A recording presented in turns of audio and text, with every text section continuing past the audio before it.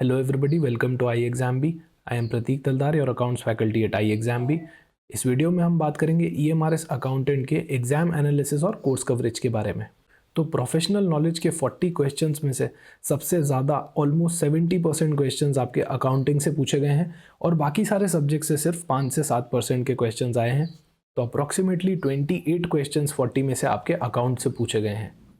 बाकी सारे सब्जेक्ट्स जैसे कि ऑडिट, डायरेक्ट टैक्स, यहाँ पे हम 5% देख सकते हैं। FM एक रेशियो एनालिसिस का भी क्वेश्चन पूछा गया है। GEM से, GST और जनरल फाइनेंशियल रूल से भी क्वेश्चन पूछे गए हैं, जिनका वेटेज सिर्फ 5 से 8% का रहा है। मेजरली क्वेश्चंस अकाउंट से आए हैं। सिलेबस में अगर हम देखें तो बजटिंग के अंदर से कोई भी क्वेश्चन आपका नहीं आया है एग्जामिनेशन में, बाकी सब में से कुछ ना कुछ पूछे गए हैं क्वेश्चंस। एग्जाम डिफ़िकल्टी लेवल की अगर हम बात करें तो देखो, कोई भी पेपर बहुत ही इजी या बहुत ही डिफ़िकल्ट नहीं होता है, एक बैलेंस मेंटेन किया जाता है। इस एग्ज़ाम के अंदर भी वो बैलेंस मेंटेन था। 50% क्वेश्चंस आपके नॉर्मल थे, इजी थे, 30% मीडियम डिफ़िकल्टी लेवल के थे और 20% क्वेश्चंस आपके डिफ़िकल्ट थे, जिन्हें आपको करने में बिल्कुल टाइम लगा होगा। कुछ लोगों को डिफ़िकल्टी भी आई होगी। तो चलिए एक एक करके हम क्वेश्चंस डिस्कस कर लेते हैं। सबसे पहला क्वेश्चन था, every supplier shall be liable to be registered under the CGST act in the state और union territory other than special category state. तो ये नॉर्मल स्टेट्स की बात कर रहा है, स्पेशल कैटेगरी की नहीं कर रहा है। From where he makes the taxable supply of goods और सर्विसेज और both if his aggregate turnover in the financial year exceeds. तो यहाँ पे रजिस्ट्रेशन की बात हो रही है, वो भी अदर स्टेट्स की। तो एक सप्लायर कब लायबल होगा रजिस्ट्रेशन के लिए? अगर वो गुड्स और सर्विसेज दोनों की सप्लाई दे रहा है तो इसका करेक्ट आंसर होगा सेकंड ऑप्शन, 20 लाख रुपीस। तो जो 16 दिसंबर को आपकी रिवीजन क्लास हुई थी उसके अंदर हमने डिस्कस किया था ये वाला, स्टार्टिंग में GST पढ़ते टाइम, कि 20 लाख की लिमिट रहती है अदर स्टेट्स की, अगर आप गुड्स और सर्विसेज दोनों का सप्लाई कर रहे हो तो। आई होप आप इस क्वेश्चन को इजीली अटेम्प्ट कर पाए होंगे। अगला क्वेश्चन देख लेते हैं। Goods costing ₹60,000 sold to Manish at a profit of 25% on sales. तो जो गुड्स हैं हमारे पास, उनकी कॉस्ट है 60,000, हमने उनको सेल कर दिया है मनीष को एट 25% प्रॉफिट ऑन सेल।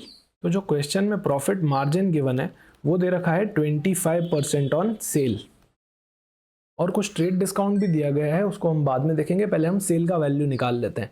तो जब भी आपको परसेंटेज किसी स्पेसिफिक वैल्यू पे दे रखा होता है तो आप उसको 100 मान सकते हैं। इस केस में आपकी सेल्स हो जाएगी 100 रुपीज़। इस केस में अगर आपकी सेल्स 100 है तो आपका प्रॉफिट हो जाएगा 25 और आपकी कॉस्ट हो जाएगी 75। कॉस्ट आपको डायरेक्टली क्वेश्चन में गिवन है 60,000 रुपीज़। तो अगर 60,000 रुपीज़ 75 के बराबर है तो 100 के बराबर मतलब हमारी सेल्स कितनी हो जाएगी? तो सेल्स हमारी यहाँ पे आ जाती है 80,000 रुपीज़। अब आपको ट्रेड डिस्काउंट भी दिया गया है यहाँ पे 5% का। हमको क्या निकालना है? Calculate the amount to be shown in sales account. तो एग्जाम में काफ़ी सारे क्वेश्चन, लीडिंग क्वेश्चंस पूछे गए हैं, रिलेटेड क्वेश्चन पूछे गए हैं। जैसे यहाँ पे आपको पता होना चाहिए कि ट्रेड डिस्काउंट कभी भी बुक्स के अंदर रिकॉर्ड नहीं होता है। तो सेल्स अकाउंट में जो भी अमाउंट जाएगा वो ट्रेड डिस्काउंट को काटने के बाद जाएगा। तो यह आपकी सेल्स अमाउंट है, यहाँ पे हम ट्रेड डिस्काउंट को लेस कर देते हैं जो कि है 5%। ट्रेड डिस्काउंट काटने के बाद आ जाता है 76,000। तो ये आपका जाएगा सेल्स अकाउंट में। जर्नल एंट्री की अगर हम बात कर लेते हैं तो इसकी एंट्री होगी Manish account debit to sales account 76,000 से, और यही हमसे पूछा गया है कि सेल्स अकाउंट में कितना जाएगा, 76,000 जाएगा। नेक्स्ट क्वेश्चन में हमें पूछा गया है कि कौन सा पेयर गलत मैच किया गया है, which pair is wrongly matched.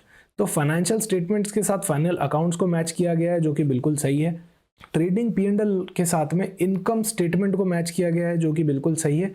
Trading profit and loss हमारा इनकम स्टेटमेंट ही होता है, कितना हमने पैसा कमाया, कितना हमारा लॉस हुआ वो हमको दिखाता है। बैलेंस शीट हमारी स्टेटमेंट ऑफ फाइनेंशियल पोजीशन होती है, ये भी बिल्कुल सही है। और फंड फ्लो स्टेटमेंट के साथ में कैश फ्लो स्टेटमेंट को मैच कर दिया है जो कि बिल्कुल गलत है। तो यहाँ पे आपका फोर्थ ऑप्शन बिल्कुल करेक्ट हो जाएगा। ये गलत पेयर मैच किया गया है। फंड फ्लो स्टेटमेंट सारे फंड्स को कंसिडर करता है और कैश फ्लो स्टेटमेंट सिर्फ कैश फ्लो को कंसिडर करता है। हमने ये सब रिवीजन क्लास में भी देखा था कि जो आपका ट्रेडिंग P&L अकाउंट होता है वो फाइनेंशियल परफॉर्मेंस बताता है, बैलेंस शीट आपकी फाइनेंशियल पोजीशन बताती है। आई होप आप ये वाला क्वेश्चन अच्छे से अटेम्प्ट कर पाए हो। फिर बात करते हैं अगले क्वेश्चन की, which of the following is considered as nominal account. तो नॉमिनल अकाउंट वो सारे अकाउंट होते हैं जो इनकम और एक्सपेंस से रिलेटेड होते हैं। कॉपीराइट, गुडविल, ट्रेडमार्क, ये सारे के सारे असेट अकाउंट्स हैं।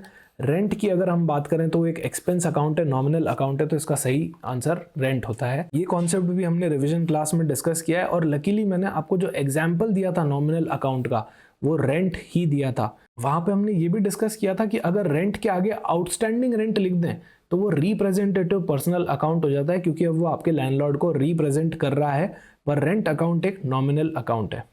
अगले क्वेश्चन में पूछा गया है the portion of uncalled capital which can be called only eight the time of winding up of the company.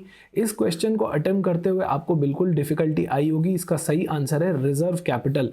Reserve capital एक वो कैपिटल होती है जो हम सिर्फ तभी कॉल करते हैं जब वाइंडिंग अप का टाइम आ चुका होता है कंपनी का। नेक्स्ट अगर हम बात करें तो एक पार्टनरशिप अकाउंट से क्वेश्चन है। यहाँ पे दो पार्टनर्स हैं अनिल और बलदेव, जिनका प्रॉफिट शेयरिंग रेशो दे रखा है 3:2 और इनका कैपिटल कंट्रीब्यूशन भी दे रखा है 60,000 और 30,000। उसके बाद क्वेश्चन में दे रखा है बिफोर एडजस्टमेंट, जो इनका कैपिटल कंट्रीब्यूशन है वो before adjustment of revaluation loss of 14,000, ये एक लॉस है, और जनरल रिजर्व ऑफ 24,000 दिया हुआ है। और ये एक नया पार्टनर लेके आ रहे हैं मिस्टर चंद्रमानी को, जो कि 1/5 शेयर ले लेंगे। तो जब भी कोई नया पार्टनर आ रहा होता है, जो पुराने प्रॉफिट और लॉस चल रहे होते हैं वो पुराने पार्टनर्स अपने प्रॉफिट शेयरिंग रेशो में डिवाइड कर लेते हैं।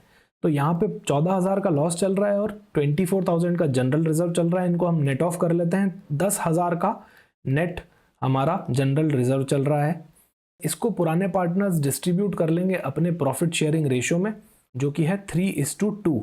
तो मिस्टर ए के पास आ जाएगा 10,000 इंटू 3/5 विच इज 6,000, और रिमेनिंग जो है वो मिस्टर बी के पास आ जाएगा 4,000। ये अमाउंट हम इनकी कैपिटल में ऐड कर देंगे। अब इनकी नई कैपिटल हो जाती है 66,000 ए की और 34,000 बी की। फिर क्वेश्चन में कहा गया है कि मिस्टर चंद्र रमानी जो है वो 1/5 शेयर के लिए आ रहे हैं प्रॉफिट के। तो कहने का मतलब अगर टोटल प्रॉफिट 1 होता है बिजनेस का, तो इसके अंदर से 1/5 जो है वो न्यू पार्टनर ही लेके चले जाएंगे, मतलब रिमेनिंग सिर्फ 4/5 बचेगा, जो कि ए और बी का होगा। तो ऑब्वियसली अगर नया पार्टनर आ रहा है तो नई कैपिटल लेके आएगा, अपनी प्रोपोर्शनेट शेयर लेके आएगा। तो मिस्टर चंद्रमानी जो है वो प्रोपोर्शनेट कैपिटल लेके आएंगे। हमें वही कैपिटल का अमाउंट निकालना है कि मिस्टर चंद्रमानी कितनी कैपिटल लेके आए जो प्रोपोर्शनेट उनके प्रॉफिट शेयरिंग रेशो के हिसाब से हो। यहाँ पे आप न्यू प्रॉफिट शेयरिंग रेशो भी कैलकुलेट करके निकाल सकते हैं, पर उससे भी बेटर अप्रोच ये है कि आप देख लो कि अभी एग्जिस्टिंग कैपिटल कितना है ए और बी का। तो 66,000 और 34,000 को अगर हम प्लस कर दें तो वो आ जाता है 1 लाख रुपीज़, और इन दोनों का शेयर है 4/5। तो अगर 4/5 शेयर के लिए 1 लाख रुपए की कैपिटल लगा रखी है दोनों ने, तो टोटल कैपिटल कितनी होगी वो हम देख लेते हैं। टोटल कैपिटल यहाँ पे होनी चाहिए 1 लाख इंटू 5/4, हम इसको रिवर्स कर लेते हैं तो ये आ जाती है 1,25,000। तो कहने का मतलब 1 लाख रुपए तो ए और बी ने प्रोपोर्शनेटली लगा रखी है, एक्सेस जो 25,000 आ रही है वो आपको नए पार्टनर से लेनी होगी। तो इसका आंसर हो जाएगा यहाँ पे आपका 4th ऑप्शन 25,000 रुपीज़।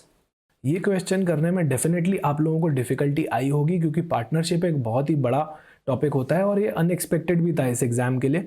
पार्टनरशिप अगर हम कवर करने जाते हैं तो वहाँ पे admission of partner, retirement of partner, death of partner, उसके अंदर भी मल्टीपल केसेस बनते हैं प्रॉफिट शेयरिंग रेशो निकालने के लिए, जो कि एक नंबर के लिए पढ़ना प्रैक्टिकली पॉसिबल नहीं होता है। तो ये क्वेश्चन में डेफिनेटली बहुत लोगों को डिफिकल्टी आई होगी।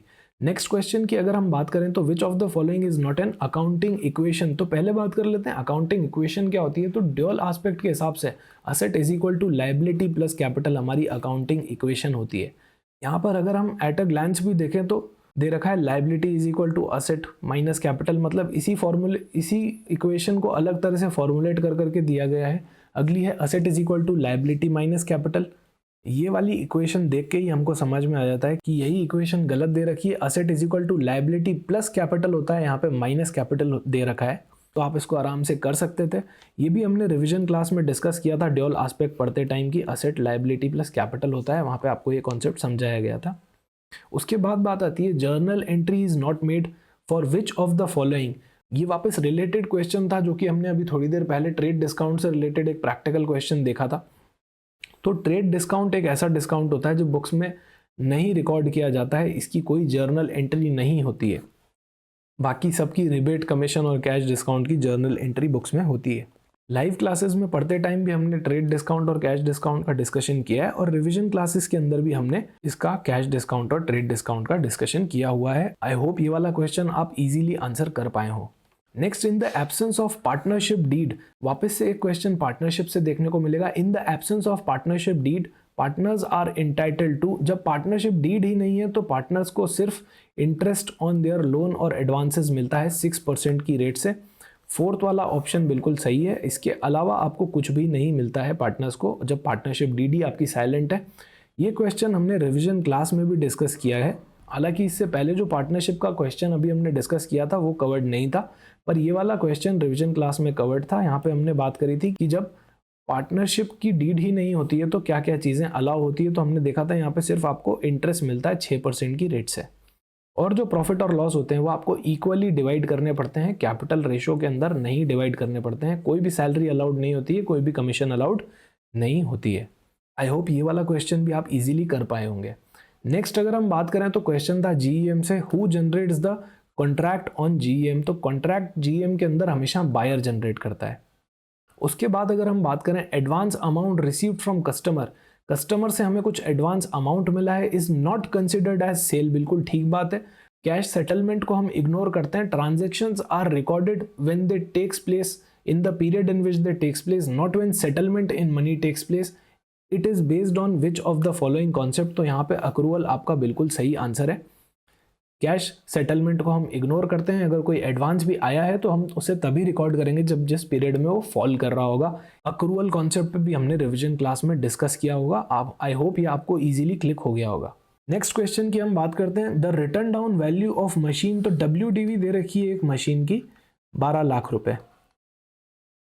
ओरिजिनल कॉस्ट भी उसकी दे रखी है 20 लाख रुपीज, मतलब 20 लाख रुपए की मशीन को हम डेप्रिशिएट कर करके WDV पे लेके चले गए 12 लाख रुपए। It is sold for 24 lakh rupees. तो जो 20 लाख रुपए की मशीन हमने खरीदी थी पहले, तो हम उसको 12 लाख रुपए पे डेप्रिशिएट करके लेके गए और उसके बाद उसको 24 लाख रुपए पे बेच दिया। तो इसका रिजल्ट क्या हुआ है, कितना कैपिटल प्रॉफिट कहें कितना रेवेन्यू प्रॉफिट कहें। तो जब 20 लाख रुपए पे आपने मशीन खरीदी थी, उसको धीरे धीरे डेप्रिशिएट करके आप 12 लाख रुपए पे लेके गए थे, तो ये 8 लाख रुपए आपका रेवेन्यू एक्सपेंडिचर था।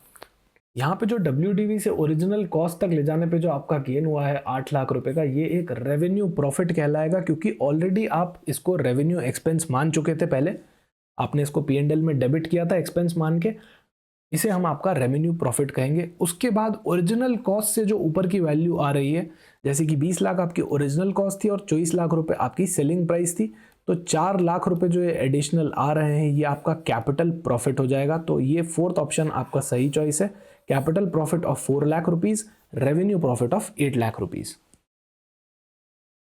नेक्स्ट अगर हम बात करें तो विच of the following formula is correct for the calculation of cost of good sold. ये हमने मल्टीपल टाइम्स लाइव क्लास में, रिवीजन क्लास में डिस्कस किया है कि कॉस्ट ऑफ द गुड्स का फॉर्मूला क्या होता है। तो opening stock plus purchase plus direct expense minus closing stock आपका सही फॉर्मूला है कॉस्ट ऑफ गुड सोल्ड को कैलकुलेट करने का।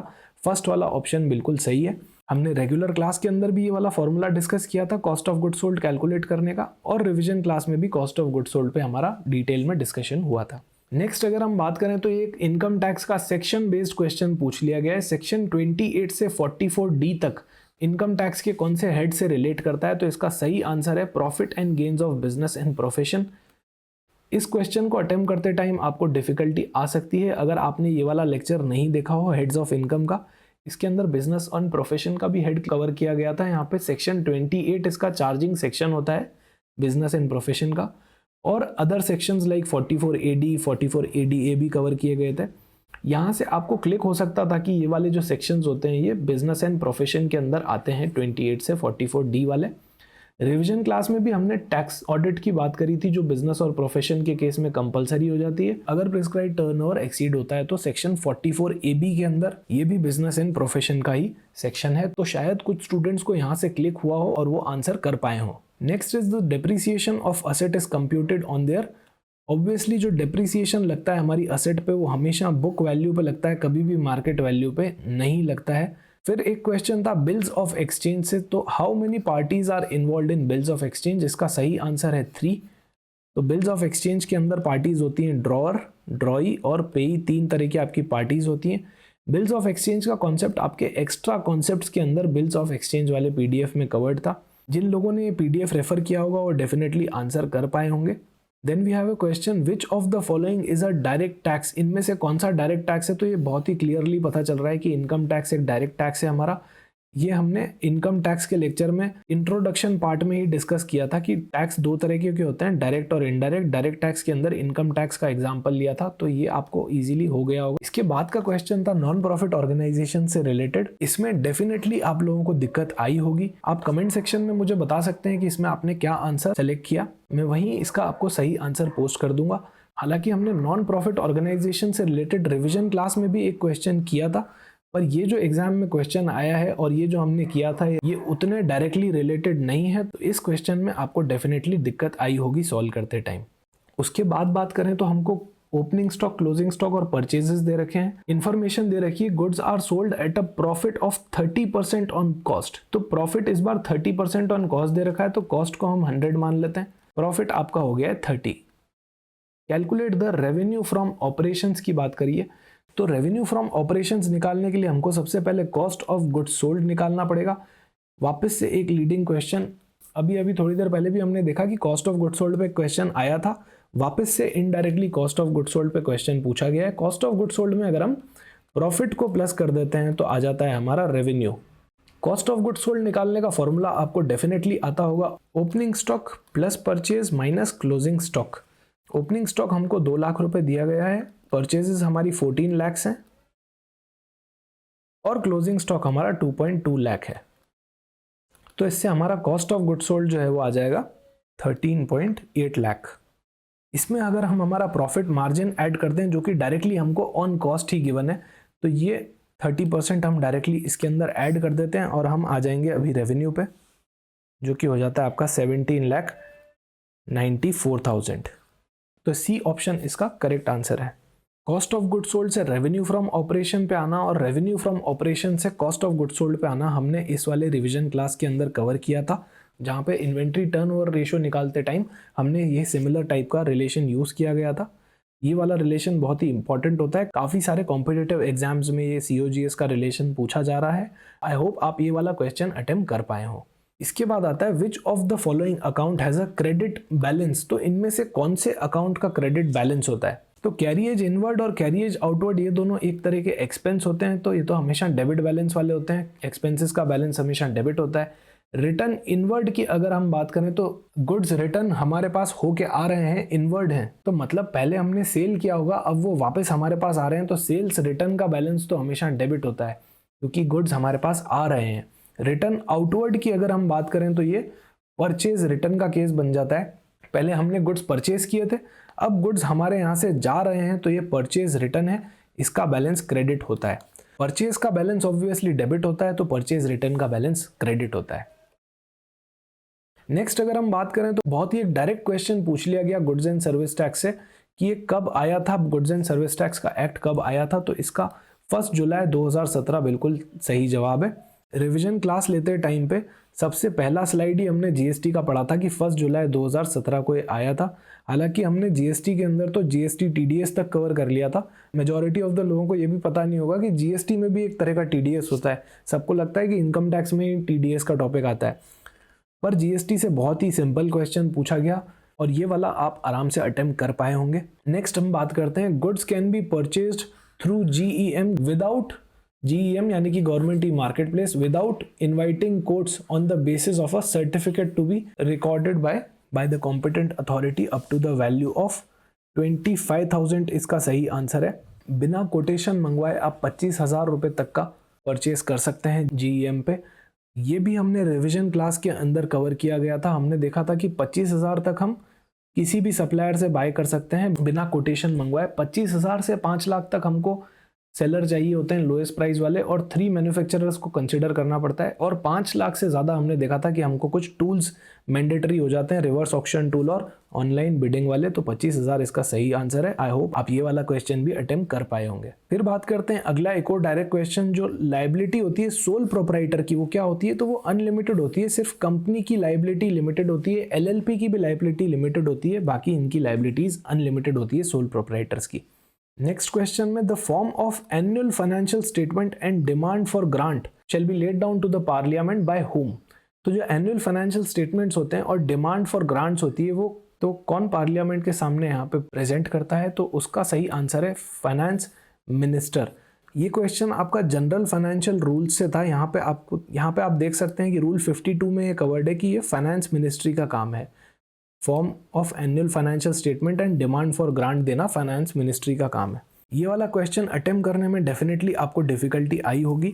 मैं एक्सपेक्ट भी नहीं करता कि जनरल फाइनेंशियल रूल्स की एक एक चीज़ आप लोगों ने पढ़ी होगी, और ये question majority of the students का गलत हुआ होगा या उन्हें अटेम्प्ट नहीं किया होगा। नेक्स्ट हम बात करते हैं anticipate no profit and provide for all the possible losses. ये एक बहुत ही डायरेक्ट क्वेश्चन दे दिया जिसका आंसर कंजर्वेटिज्म है। यहाँ पे हम प्रॉफिट्स को एंटिसिपेट नहीं करते पर लॉसेस को एंटिसिपेट करते हैं। हमने मल्टीपल टाइम्स इसके एग्जाम्पल्स और ये वाला कॉन्सेप्ट देखा है। इसको कंजर्वेटिज्म कहते हैं और इसका दूसरा नाम प्रूडेंस भी है। नेक्स्ट बात करते हैं तो फिर से कॉस्ट ऑफ गुड्स सोल्ड निकालने का एक डायरेक्ट क्वेश्चन आपको पूछा गया। कॉस्ट ऑफ गुड्स सोल्ड निकालने के लिए ही आपसे 3 से 4 क्वेश्चन डायरेक्टली पूछ लिए गए हैं।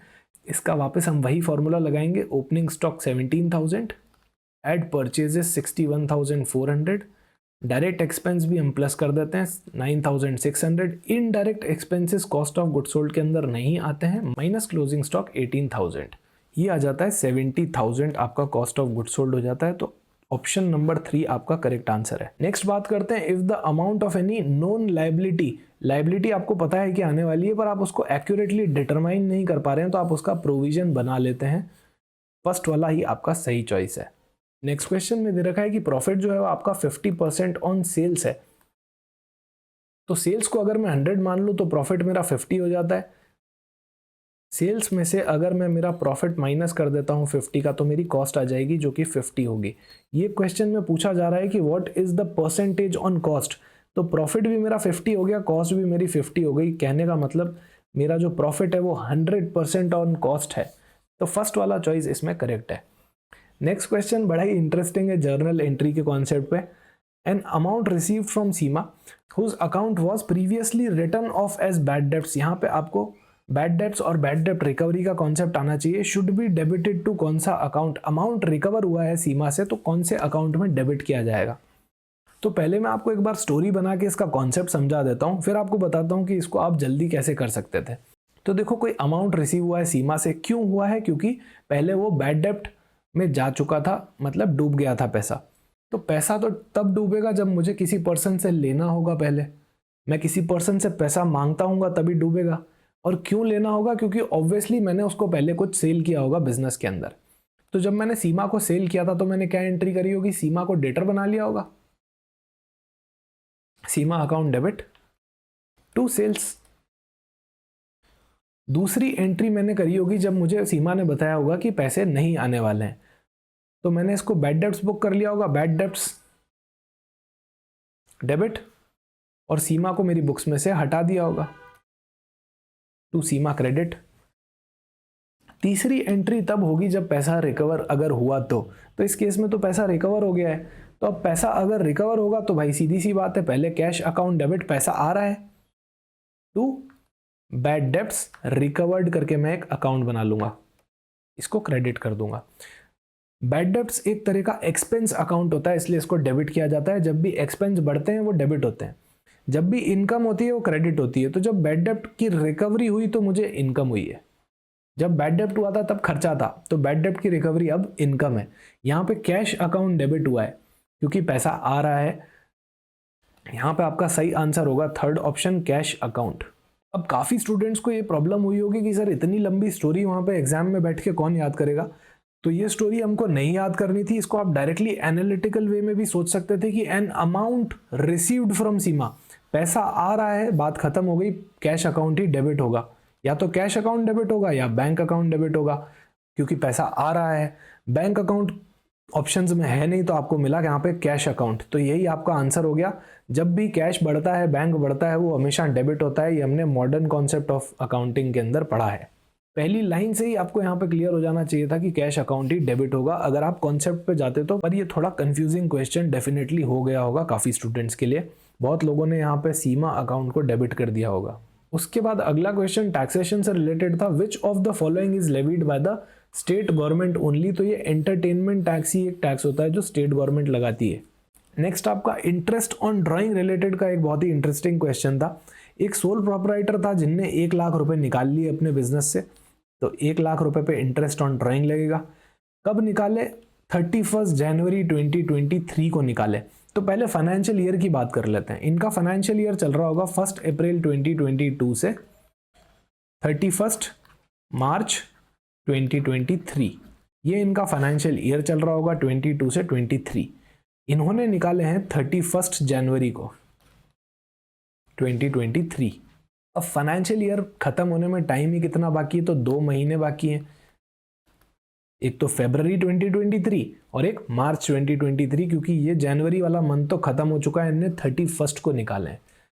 तो हमको इंटरेस्ट ऑन ड्राइंग कैलकुलेट करना है 12% पर एनम की रेट से फॉर द ईयर 2022-2023।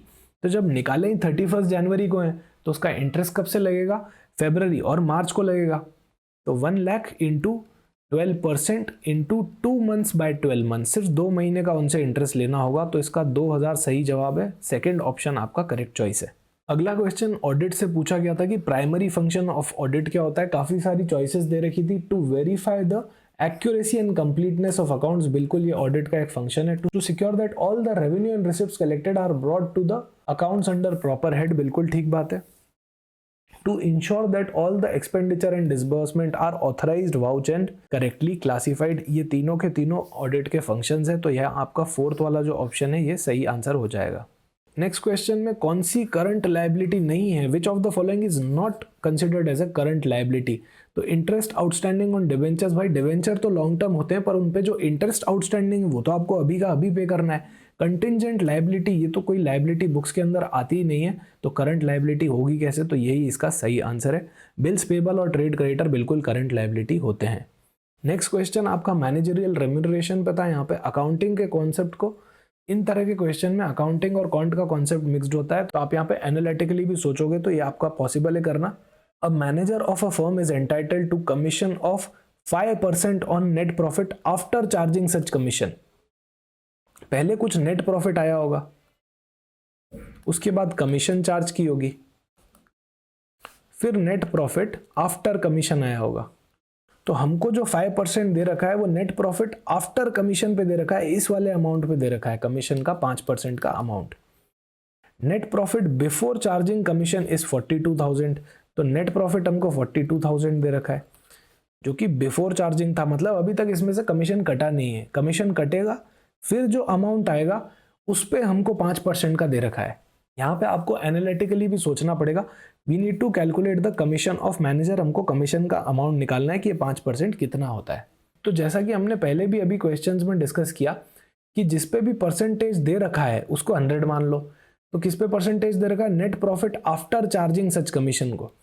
तो 5% किस पे है? Net profit after charging such commission. तो आफ्टर चार्जिंग सच कमीशन वाले नेट प्रॉफिट को आप 100 मान लो। कमीशन का अमाउंट 5% आपको इस पे दे रखा है, तो आपका नेट प्रॉफिट बिफोर चार्जिंग कितना हो जाएगा? 105 के बराबर हो जाएगा। तो 40,000 हमको दे रखा है बिफोर चार्जिंग सच कमीशन वाला नेट प्रॉफिट, जो 105 के बराबर हो जाएगा। तो हमारा कमीशन अमाउंट कितना हो जाएगा? इंटू 5 करके हम देख लेते हैं। 42,000 divided by 105 into 5, that comes to 2,000 rupees. तो यहाँ पे आपका जो फर्स्ट वाला चॉइस है ये करेक्ट है। नेक्स्ट क्वेश्चन आपका फिर जीईएम पे था। As per the GFR rules who has been given the full power to make their own arrangements for procurement of goods and services that are not available on GEM. तो GEM पे जो जो goods available नहीं है उनका procurement कौन decide करेगा? तो कंसर्न मिनिस्ट्री और डिपार्टमेंट ही डिसाइड कर लेगा। ये जीईएम से क्वेश्चन था। अगले क्वेश्चन में दे रखा है if an accounting information is free from errors, कोई भी एरर नहीं है, then which qualitative characteristics is reflected. तो यहाँ पे देखने पे हमको इजीली समझ में आ जाएगा कि रिलायबल है कि नहीं। रिलायबल तब होगी जब वो एरर से फ्री होगी, तो यहाँ पे रिलायबिलिटी इसका सही आंसर है, थर्ड ऑप्शन। या आपके पीडीएफ के अंदर भी कवर्ड था कि यहाँ पे बात एक्यूरेसी की होती है, एरर फ्रीनेस की बात होती है रिलायबिलिटी में। नेक्स्ट क्वेश्चन में पूछा गया है कि under section 146 of the companies act 2013 an auditor has the right to attend any general meeting. तो ऑडिटर को राइट है जनरल मीटिंग जो होती है कंपनी की वो अटेंड करने का। तो कौन कर सकता है? क्या ऑडिटर ही कर सकता है या ऑडिटर के बिहाफ पे भी कोई कर सकता है? इसका सही आंसर होगा फोर्थ वाला, या तो ऑडिटर खुद कर सकता है या फिर उसका ऑथोराइज्ड रिप्रेजेंटेटिव भी कर सकता है, पर वो भी क्वालिफाइड होना चाहिए ऑडिटर बनने के लिए। इसके अंदर स्टूडेंट्स को प्रॉब्लम आई होगी, ये वाला कॉन्सेप्ट हमने नहीं कवर किया था। इसके बाद अगला जो क्वेश्चन था वो बिल ऑफ एक्सचेंज से था। यहाँ पे आपको एक प्रैक्टिकल क्वेश्चन पूछ लिया था बिल ऑफ एक्सचेंज पे। तो कमेंट सेक्शन में मुझे इसका आंसर बताइएगा कि आपने क्या मार्क किया, फिर हम इसके बारे में डिस्कस कर सकते हैं बिल ऑफ एक्सचेंज के बारे में। ये वाले क्वेश्चन में मेजॉरिटी ऑफ द स्टूडेंट्स को दिक्कत आई होगी, ये कॉन्सेप्ट मेरे एंड से भी कवर्ड नहीं था। नेक्स्ट हम बात करते हैं यहाँ पे कॉन्सेप्चुअल क्वेश्चन पूछा गया डेप्रिसिएशन पे कि depreciation is appearing in the trial balance of the firm. पहले बात करते हैं कि ट्रायल बैलेंस में क्या क्या आ सकता है। तो टीबी में वो आ सकता है जो सबसे पहले लेजर में आया हो। अब लेजर तो सिर्फ पोस्टिंग है, लेजर में कहाँ से आएगा? जर्नल से आएगा। तो कहने का मतलब कि एक एंट्री तो जर्नल में हो चुकी है, तभी ये डेप्रिसिएशन ट्रायल बैलेंस में आ रहा है। डेप्रिसिएशन की क्या एंट्री होती है? Depreciation account debit to fixed asset account. Next यहाँ पे पूछा गया at the time of preparing annual account, जब आप अपना P&L बैलेंस शीट बना रहे होंगे तब अब इस डेप्रिसिएशन को कहाँ शो करना रहेगा? तो सिर्फ प्रॉफिट एंड लॉस अकाउंट में शो करना रहेगा। फर्स्ट वाला इसका सही आंसर है। अब जो ये डेप्रिसिएशन का अकाउंट आपने खोल दिया है, इसको आप P&L से राइट ऑफ कर देंगे, profit and loss account debit to depreciation expense.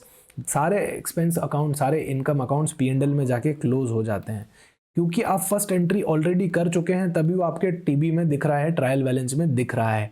इसीलिए इसका कोई भी इंपैक्ट बैलेंस शीट पे नहीं जाएगा, ऑलरेडी यहाँ पे जा चुका है। फिक्स्ड एसेट को आप ऑलरेडी कम कर चुके हो। नेक्स्ट एक काफी कॉन्सेप्चुअल क्वेश्चन पूछा गया जिसमें बहुत स्टूडेंट्स को डाउट था, विच of the following transaction will affect the current ratio. तो करंट रेशो को कौन सा ट्रांजेक्शन अफेक्ट करेगा? करंट रेशो की बात करें तो वो रेशो जो current asset divided by current liability से बनता है। करंट एसेट हमारी एक साल से अंदर वाली एसेट जो एक साल के अंदर रियलाइज हो जाएगी। करंट लायबिलिटी हमारे वो ऑब्लिगेशन जो हम एक साल के अंदर सेटल कर देंगे। पहला ट्रांजेक्शन दे रखा है debentures issued in consideration of machinery purchased. Debenture long term liability है, मशीनरी जो है वो फिक्स एसेट है। तो करंट रेशो पे तो कोई इंपैक्ट इस ट्रांजेक्शन का नहीं आएगा। नेक्स्ट हम बात कर रहे हैं conversion of debenture into equity share. तो यहाँ पे भी दोनों लॉन्ग टर्म है, डिबेंचर और इक्विटी, इसका भी कोई इंपैक्ट यहाँ पे करंट रेशो पे फॉल नहीं करेगा। Next purchased goods on credit. अब इस टाइप के क्वेश्चन में आपको हिट एंड ट्रायल करके देखना पड़ता है ताकि आपको इजीली ये समझ में आ जाए। मान लो आपके करंट एसेट चल रहे हैं 100 रुपीज़ के, करंट लायबिलिटी चल रही है आपकी 60 रुपये की। तो करंट रेशो इस केस में आ जाएगा आपका 100 डिवाइडेड बाय 60, दैट इज 1.66। ये आपका करंट रेशो आ गया। अब यहाँ पे हम हिट एंड ट्रायल करके देख लेते हैं कि परचेज गुड्स ऑन क्रेडिट, हमने गुड्स परचेज किए क्रेडिट पे। तो अगर गुड्स परचेज किए तो सबसे पहले तो हमारी इन्वेंट्री बढ़ गई होगी। मान लो 10 रुपये के परचेज किए थे और क्रेडिट पे परचेज किए तो हमारी लायबिलिटी भी बढ़ गई होगी, तो करंट लायबिलिटी भी बढ़ेगी 10 से। तो अब नया करंट एसेट कितना हो गया 110 का, और नई लायबिलिटी कितनी हो गई 70 की। तो 110 को जब आप 70 से डिवाइड करोगे 1.66 नहीं आएगा, 1.57 आ जाएगा। कहने का मतलब आपका करंट रेशो यहाँ पे चेंज हो गया। तो इस ट्रांजेक्शन से आपका करंट रेशो चेंज हो रहा है, ये सही आंसर है। नेक्स्ट वाला भी ट्राई कर लेते हैं, गुड्स सोल्ड फॉर कैश। यहाँ पे हमने गुड्स बेचे हैं और कैश यहाँ पे आया है। तो कहने का मतलब दोनों जो इम्पैक्ट हुए हैं वो सिर्फ आपके करंट एसेट पे पड़े होंगे। 100 का आपका करंट एसेट था, आपने गुड्स बेचे तो गुड्स चले गए होंगे 10 के, और आपके पास कैश आ गया होगा 10 का। तो अल्टीमेटली आपका करंट एसेट तो 100 ही है और करंट लायबिलिटी भी आपका 60 का 60 ही रहेगा, तो वापस 1.66 ही आएगा इससे। तो इसका करेक्ट आंसर हो गया third, purchase goods on credit. इसी कॉन्सेप्ट पे बेस्ड एक क्वेश्चन आपके टेस्ट के अंदर कवर्ड था, रेशियो एनालिसिस कॉन्सेप्ट का जो आपका टेस्ट डला हुआ है उसके अंदर इसी कॉन्सेप्ट पे आपको ये वाला क्वेश्चन डला हुआ था। अगर आपने ये क्वेश्चन सॉल्व किया है तो ये वाला भी आपसे सॉल्व हो गया होगा डेफिनेटली। तो आई होप आपका पेपर अच्छा गया होगा सभी का। अकाउंटिंग के अंदर यहाँ पे बहुत ही बड़ा एक वेटेज पूछा गया था और एग्जाम का लेवल इस तरह से दिया गया था। तो ऑल द वेरी बेस्ट सभी स्टूडेंट्स को। आप अपना एक्सपीरियंस शेयर कर सकते हैं जिस भी टीम मेंबर से आप कनेक्टेड हैं, या फिर कमेंट सेक्शन में आप अपना एक्सपीरियंस शेयर कर सकते हैं कि कहाँ कहाँ पे आपको कौन से क्वेश्चंस में दिक्कत आई एग्जाम में, किस पार्ट को आप इजीली अटेम्प्ट कर पाए। Thank you so much for watching this video. Join iExamBee and prepare 50% faster.